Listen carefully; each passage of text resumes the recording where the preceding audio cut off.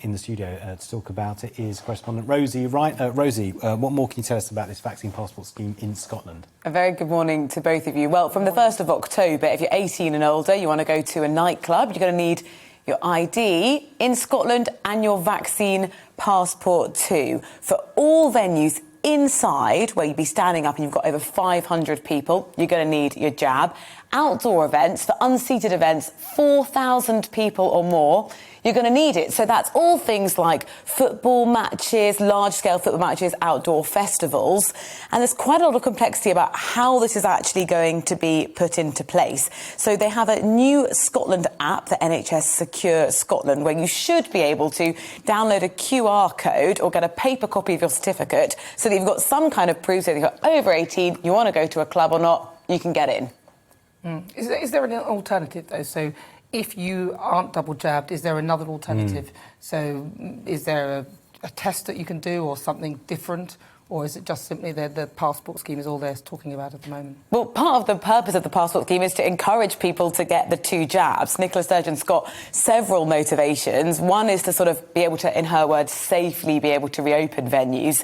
And what we heard from the Deputy First Minister actually was, look, we want this to reduce transmission because otherwise the alternative would be closing these big venues.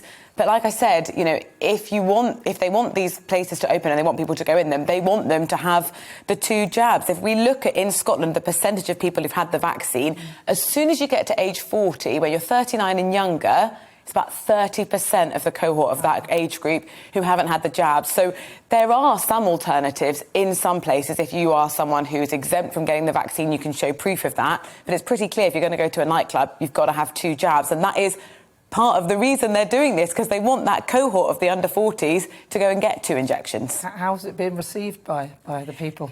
It's really a muddled picture. So hospitality and the big venues that are most impacted, they're the ones saying, how are we actually going to put this into force? And could this do significant damage to us as a business? We've only just been able to reopen again. And now how much extra spending are we going to have to put in place to make sure we've got the right procedures? You know, the Scottish Football Federation is saying, OK, we need a bit more clarity on how this is going to look, because what is it that we're going to do when people come to the ticket gates to say, OK, we're happy with that, that isn't a fraudulent pass, you can come in. So not only are hospitality nervous, but politicians are as well. You know, this was really criticised, interestingly, by the Scottish Conservatives, because it looks like a very similar scheme is going to come into place in England. But the Scottish Conservatives said, we're not voting with this. This seems like you're trying to sort of get control of something that clearly is out of control, talking about COVID cases in Scotland. They voted against it. So did the Liberal Democrats. They basically said this is like having a medical ID card. The Labour Party voted against it as well. So it was the SNP and the Greens that got this through. So when you say, you know, how's it gone down? Politically, it's been a bit of a sour pill to swallow, and hospitality, they're not happy. Yeah, there are practical implications, aren't there? And also, we were talking to Roy Lilly earlier, and he was mentioning for some nightclub owners, they're saying, well, hang on, you know, what's the difference between a nightclub and a bar? Some bars are a bit like nightclubs. What's the difference? Like, they're open just as late, right? Is it if people are dancing or not? Yes, it says nightclubs and adult venues for entertainment. What's happening now is a debate as to how do you define a nightclub, which will be really interesting because lots of venues may be, and this happened, we saw this at the beginning of the pandemic with lockdown, didn't we, about people trying to bend rules slightly to be able to stay open as possible.